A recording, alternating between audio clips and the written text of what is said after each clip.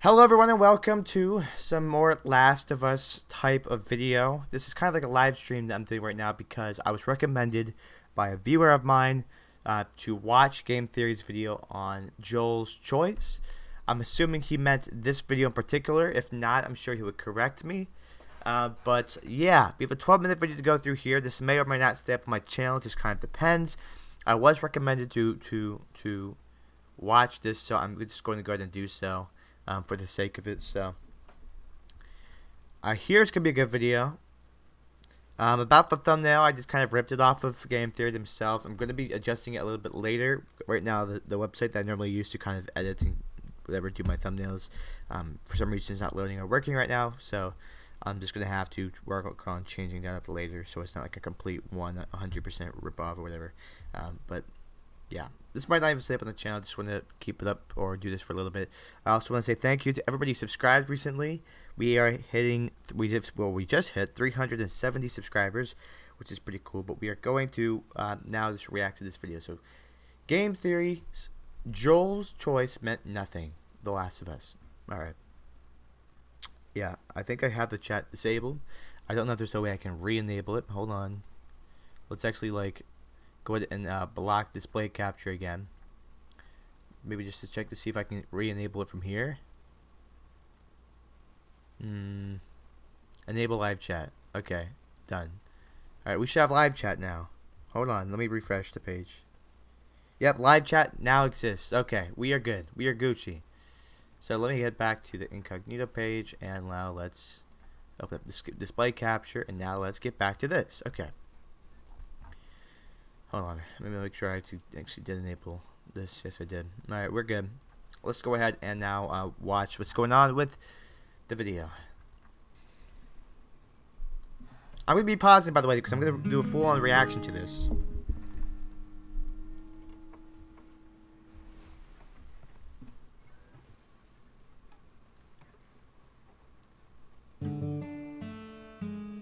Okay, here we go with the memes off the bats.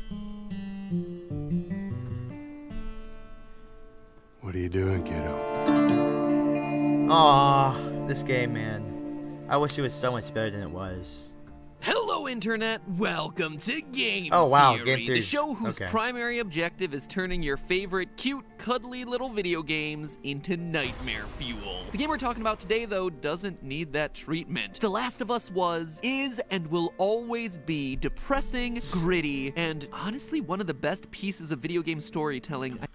The first game I can agree with. Yes, definitely. I can agree with that 100%.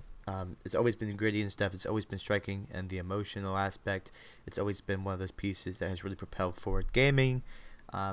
So yeah, I can agree with this so far. I've ever played. Released back in 2013, The Last of Us immediately stood out as something different. The attention to detail in the cutscenes and the character relationships showed the world that video games were more than just mindless entertainment, that they could tell mature and meaningful stories that are full of heart, full of emotion, and full of difficult choices, that we can then squeeze dry for all the memes. 14, constantly dirty, under extreme stress, no acne. Yeah, it's a video game. What can you say? It quickly became the poster child for the "Are video games art?" debate that was still raging back at the time, because yeah, that was all we really had to argue about back then. Ah, simpler times. Anyway, the release of Last of Us Part 2 got me to revisit that first game. Really uncanny timing, by the way, releasing a game. Wait, did you play the first? I wonder if you played the first. I wonder if you played the second game, completed, and then went back to play the first game or something. Because how does the release of the second game just make you go back to the first game first? Like I couldn't be patient enough for that. Game about a world ruined by global infection at exactly the time when everyone is totally in the mood for that kind of thing. Way to ride the trend on that one, guys. Regardless, Joel and Ellie's story in that first game is so compelling that it's hard not to get completely sucked into the world that they inhabit. The Last of Us delivered some of the most suspenseful and emotional moments that video games have to offer. Yeah, I would say the only video game series for me that's ever topped The Last of Us, in terms of emotional moments, is 100% Telltale's The Walking Dead series. All of the moments you have with a lot of the characters there, like Lee, Clementine, Kenny, like all these characters, Telltale did a phenomenal job with their stuff. So, yeah. But The Last of Us is a close second in terms of franchises that's really gotten me like in more of like an emotional kind of mood. Hey, what's up? Hey, welcome to the stream, JJ.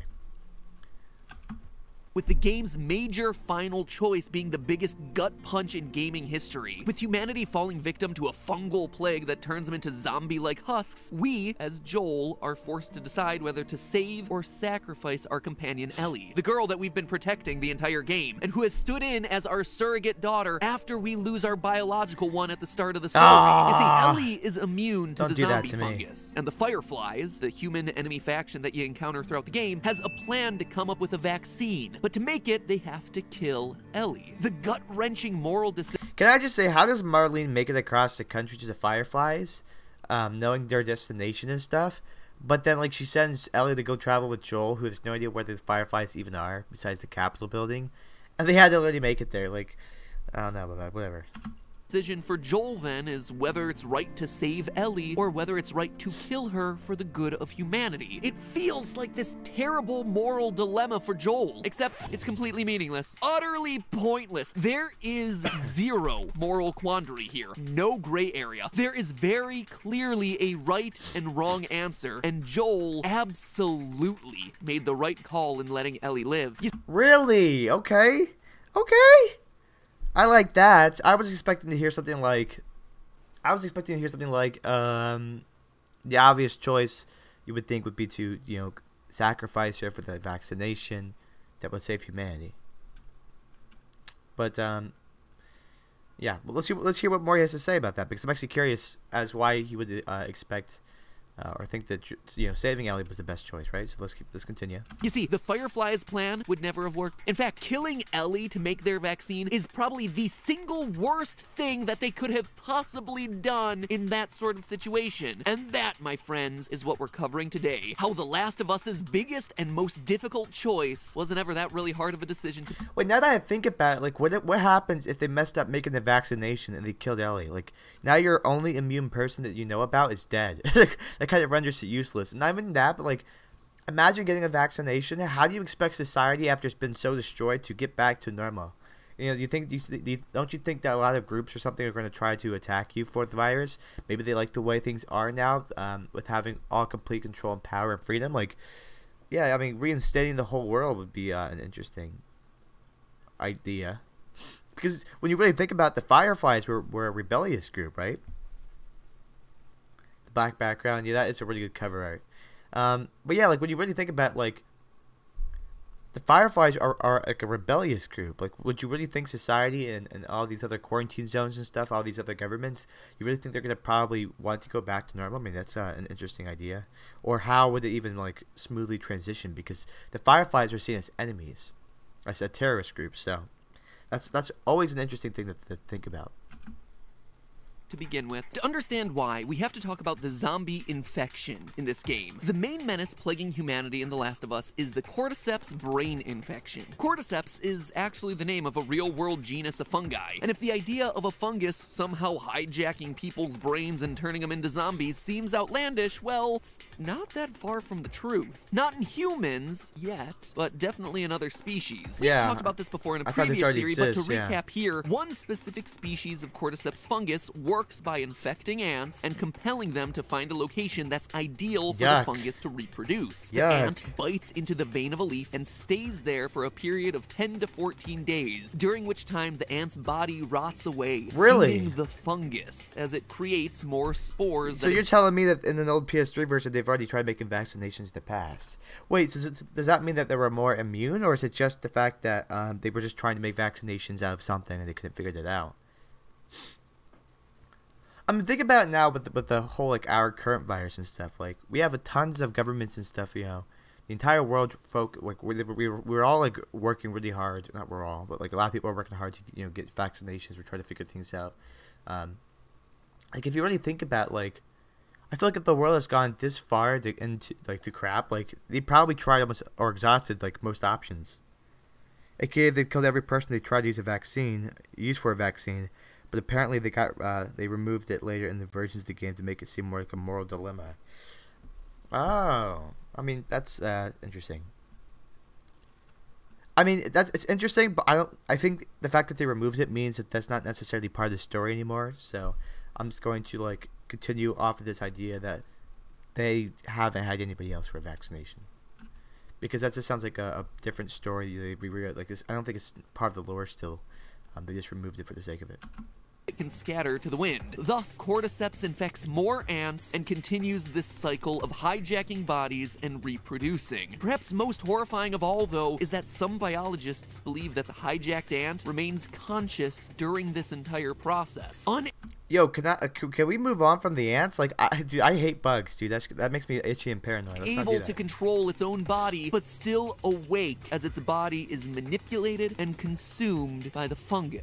Now Ouch. that is nightmare fuel. Right? Imagine being left conscious during the process of your own zombification, a helpless passenger in your own body. It's horrific. Nature is the scariest creepypasta out there, which is why you should always stay indoors where it's safe and play video games all day. Tell that one to your parents and loved ones. So needless to say, Any the truers? idea of the cordyceps brain infection in Last of Us acting as a fungus that turns humans into clickers isn't as far-fetched as it might seem, which brings us to the main conflict of the game. The Fireflies want to capture Ellie, the only human who seems to be immune, so they can pick apart her brain to engineer a vaccine which will help save humanity. Our main character, Joel, is having none of it, and he fights to protect Ellie from the Fireflies at all costs. Exactly, For some okay, people, this sure. might seem like a moral debate, but really, we can sidestep the premise entirely by looking at what's really going on with the science. The Firefly's goal is to fight the cordyceps brain infection by finding a vaccine. Whatever happened to me is the key to finding a vaccine. The doctors tell me the cordyceps, the growth inside her,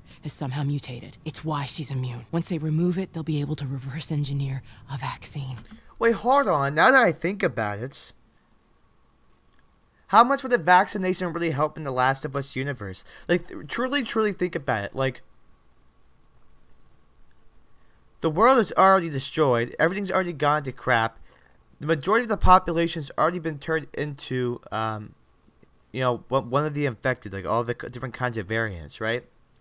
So let's just say they were able to figure out a vaccine that prevents them from turning once they become infected. That doesn't even remove the entire threat of all of the other infected that still exist in the universe. Like, chances are, in The Last of Us, if you get bit, you're not going to come out alive. Like, chances are, whenever you get bit, you're probably in the middle or process of being actually killed and eaten. Like, so, although they could probably find a vaccination that will prevent, like, you from turning necessarily, if you were to say get bit, what stops you from just being killed from everything else around you? Like, ammo's already pretty scarce. We're already struggling to rebuild safe communities. People are coming in and out infected. So even if say everybody was vaccinated, it's like you're still not gonna be able to reverse all the damage that's already been done to the rest of the world. And their world, they're like 20 years into the apocalypse. There's gonna be tons of cuckoo people who wouldn't want the world back to normal. That's true. Yeah, like that's what we talked about earlier. That's on top of things. Let's just say that vaccination existed. It's been 20 years of damage to the rest of the world. Not a whole lot of people alive compared to the rest. So even if they weren't to become infected, the whole process of trying to reverse 20 years of damage, having the majority of the population be infected, like, the danger is still there, and they're still going to kill you. Then the people who are already infected are going to still be infected and still get more and more dangerous as they exist. Like, that's expecting or this like possibility that somehow you're gonna be able to reverse that damage and still somehow think that you're gonna somehow wipe out the entire population of the infected. So that might be the moral question here, like, or why this is not much of a moral dilemma, because it might be like, okay, is it really that controversial if Ellie creating a vaccine doesn't change a whole lot? Let's just show this what is going on in the U.S. Imagine how the rest of the world is in their universe. Yeah, right. That's what I'm trying to really like think about. Like, that's probably what he's gonna get at here. It's like, even if Ellie was killed for a vaccination, it wouldn't change how much damage, irreversible damage, has been added to the world. Like, it's just not reversible. You can't fix things. Like, things are probably never going to go completely back to normal unless somehow hundreds of years in the future they finally manage to wipe out all of them or something. Which, by the way, with how scarce ammo is and stuff, they would have to like literally rebuild and construct society from the ground up again. So yeah, that's an interesting this is interesting so far. It's really getting the mind thinking. A vaccine.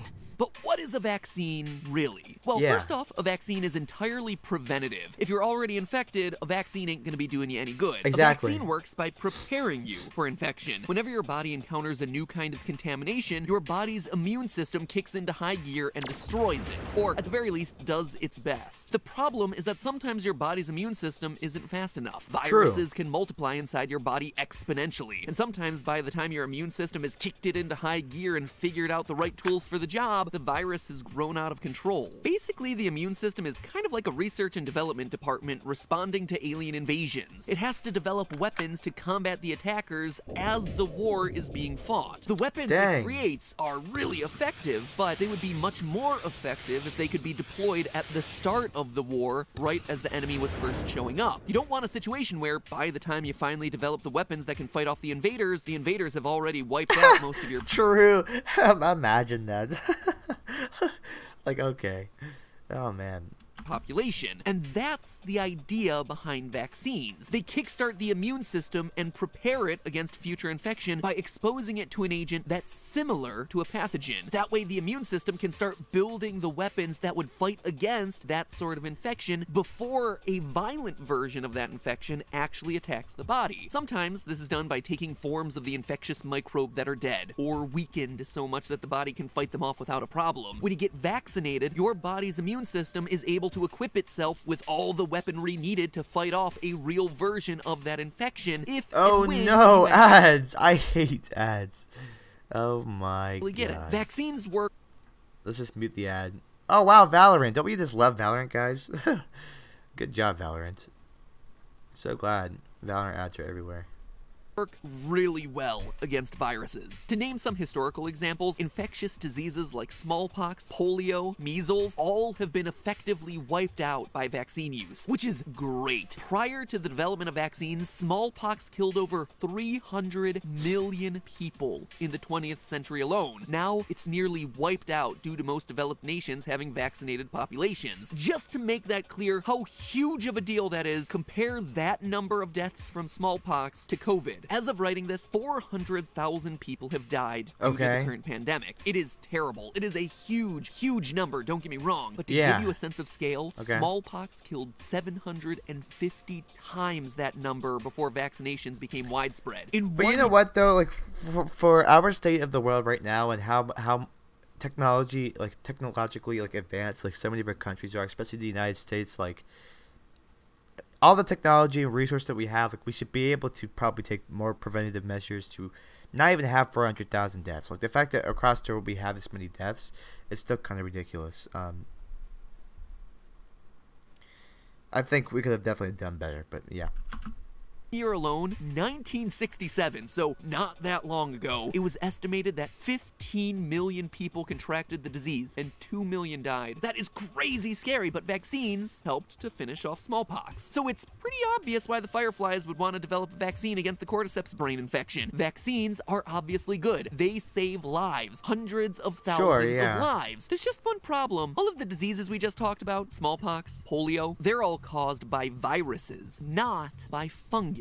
And when it comes to vaccines against fungi, well, we don't have any. Take it from Professor Neil A.R. Gow, co-editor of the Oxford Textbook of Medical Mycology, which is about both the science and the medicine of fungal diseases in humans. There are no vaccines against fungi.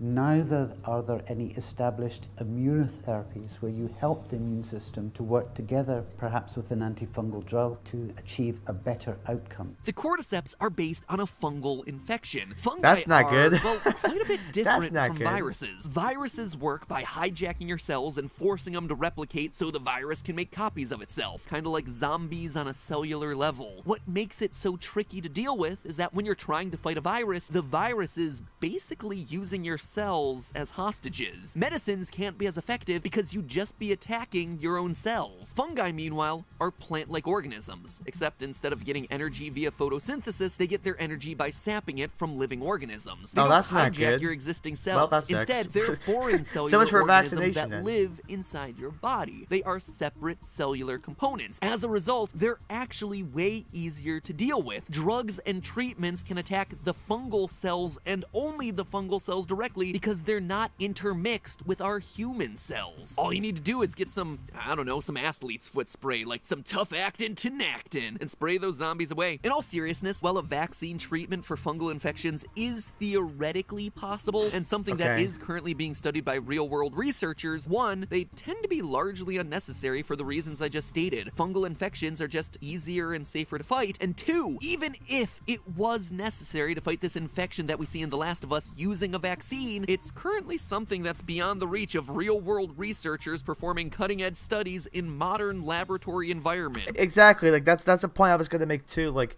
you really got to think about all of the world's technological advancements and all the smartest doctors and stuff. They're likely all wiped out and gone. Like, you're telling me the Fireflies are random, like, quote-unquote rebellious / terrorist group, but you're telling me these people somehow have what it takes to create a full-blown vaccination against a fungal disease or a fungal thing that literally can take over and take human bodies as hostages? Like, that's horrible. Like, I don't know how you expect I don't know how you expect any of them people to do that. I mean, the things about The Last of Us 2 too is like they had the flashback of Abby's father, and they didn't really talk about any of his credentials or anything. He's just supposed to be like this doctor who's like the only he's their only chance at creating this vaccination and saving the world or something. Which, I mean, I don't know how believable that is. It's just coincidence that, you know, he's like Abby's father.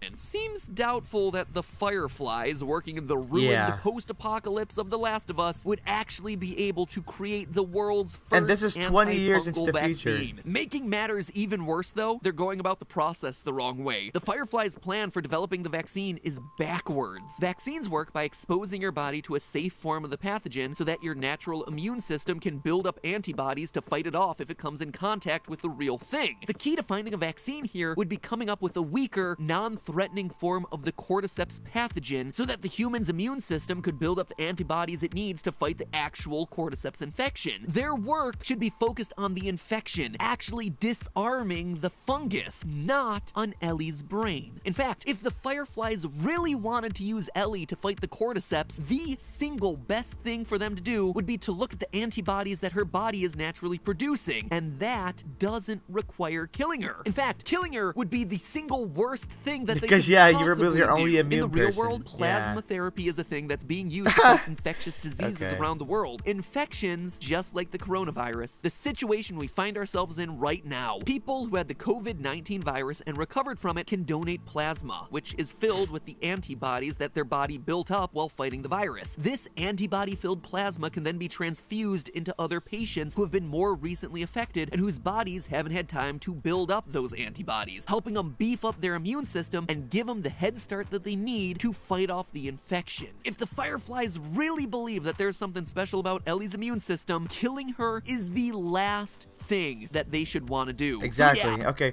but so here's something I'm going to add on top of this. I just gotta give props to Game Theory as a channel. Like, their content is not necessarily for me. I don't really like a lot of the games that they cover. I'm not a big Final Fantasy Freddy's fan. I'm not a big fan of, like, I feel like they cover a lot of like indie games and stuff like that. Kind of like almost maybe borderline kiddish games sometimes. So there's not really the channel for me. Sometimes I'll look up their channel and like watch a more like maybe not matured video, but like a video that's like probably more catered to me, just to see if any of those exist. But yeah, like, I don't know how they come about like coming up with these ideas. Like, the whole process must be like insane. Like, you have to think about what game you want to cover, then you have to think about like what kind of theory or maybe conspiracy or whatever. Let's just say theory. Then you have to come up with like some form of theory, and then you have to do so much digging and so much research to try to explain all of this. And then, wow, the whole editing process and scripting process behind these videos must be ridiculous. Absolutely ridiculous. Like, my biggest issue would just be coming up with like all of these like theories. I don't know how you could just really figure out where you're gonna start for these kind of things. Sounds like a Any nightmare. way you slice it, the big moral dilemma of The Last of Us isn't a dilemma at all. The Fireflies are just idiots who don't understand science, and Joel absolutely made the right choice in saving his best girl. Maybe he can find someone who does know what they're talking about and manage to save humanity that way. But hey, that's just a theory. A game theory. Thanks for watching. Okay. So, I mean, I don't know if I feel like I'd be way too charitable to probably say that that was the writer's intentions. They probably did not intend, for maybe this, for maybe there to be this kind of like a loophole or this whole like weird like issue with the Fireflies and stuff. They probably genuinely mean it quite literally in terms of the story. Like, hey, the Fireflies could have been a vaccination to try to save humanity, but Joel made that choice, and it was either the world or Ellie, and I think that's where they kind of continued off of, because even in The Last of Us 2, like they continue with that idea. Like, they stress this idea that Ellie should have died. Ellie should have been the sacrifice, the martyr for that vaccination, and they ruin and sever the relationship between Ellie and Joel for the sake of, wow, I can't believe you didn't tell me this. I can't believe you killed all of them and took me out of this situation. I can't believe you chose me and not the world. So, I think the developers meant to still mean the story quite literally. This is why, I mean, these are just game theories, because although, let's just say, for example, that this is technically right, 100%, and the story doesn't really make sense, I don't think the developers really intended it to be that way. Like, I don't think the developers were thinking about this exact kind of video and all of this logic and stuff. So, I don't know. These are fun things to do. I'm gonna thank that person for Scorpion, I think who it was, for recommending me for watching this video. I hope this is the video who's actually curious of me watching. JJ, thanks for you stopping by. I don't know. This is a good video. A lot of this stuff, it must be really complicated to put together, and yeah, a lot of it makes sense. This whole thing does make a lot of sense. I thought that maybe this video would tackle more about like The Last of Us Part 2 or something, but it was just talking more about like the vaccination, how that works, whether or not it's like all like the intricate things about the fungal diseases and stuff, and if it's plausible or is it not plausible. I mean, how likely that this stuff would happen or whatever. Like, how exactly would you approach creating vaccinations and stuff like that. This whole type of video, this whole concept was interesting. Yeah, this is a good video. It's a good video. I'm glad that it sides with Joel. I thought that, like, on face value, when you just hear the choice, the world and the vaccination, or Ellie, that this video was probably to be like Joel was in the wrong. So it's interesting to see that this video actually agrees with him. I agree with Joel's choice wholeheartedly, because what this video didn't go over is exactly what I just said. Like, a lot of the damage from 20 years, it's so irreversible. Like, even if you were to create a vaccination that works as a preventative measure from from turning and becoming infected yourself, if you were to get bit or scratched or something, it doesn't take into account all the irreversible damage that has happened in 20 years. Like, cities are completely destroyed. The infected has evolved to all these different kinds of enemy types. The majority of the population has turned themselves. So even if you were able to create preventative measures from stopping you from turning, if you find yourself in a situation where you're surrounded by a horde of infected or even a couple infected, and they bite you and they get you, you're probably gonna get killed. You're probably gonna get killed. I mean, I think in The Last of Us, you see a lot of these people get killed and get eaten. Like, a lot of the people don't exactly make it out of these situations. The very few, I guess, yeah, they turn and stuff, and that's how they die. But the threats of the infected would still always exist, since there's so many of them, and there's so much damage to society. So it doesn't take into account how you would have to try to reverse that stuff, which that would never happen. So even if you got a vaccination, that would still be an overlooming threat. And like Jason pointed out, like I was talking about earlier, it doesn't take into account things like people after 20 years in a survival situation, like people are used to freedom. Some people might not want to go back to a civilized society. Some people enjoy the power that they have, or enjoy the freedom that they have. Already, we can see from the first Last of Us, especially in the second Last of Us, groups are already struggling to work together. In fact, they're fighting over each other for like the same pieces of land. Everybody's just everybody's just killing each other, or are very hostile to each other, and it's not very cooperative.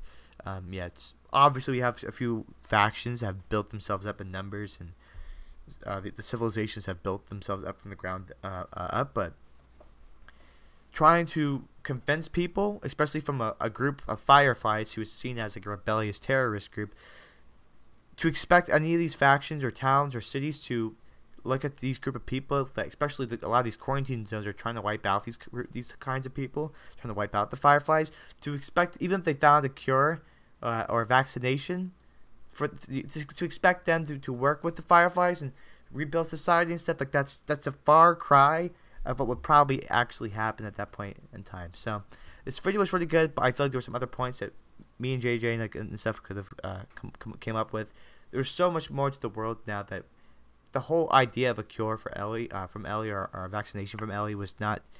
It just, even if it was successful, and even if it made sense, and even if Ellie could have been able to create a vaccination, it wasn't really going to save humanity. So Joel did make the right decision. This was a good video, so shout out to Game Theory. Obviously, they make really good quality videos and theories. Sometimes I feel like they receive a little bit more hate than I understand. Like sometimes I see they get a bunch of dislikes. I don't know why, but yeah. Overall, great video. I want to thank everybody for watching and tuning into the live stream. Thanks to the person who recommended this to me. Very interesting. I will probably, I don't know if I'm going to delete this or not. This might stay up on the channel. Who knows? But yeah, that's it for me. Thank you guys so much for watching. I guess I'll see you guys later.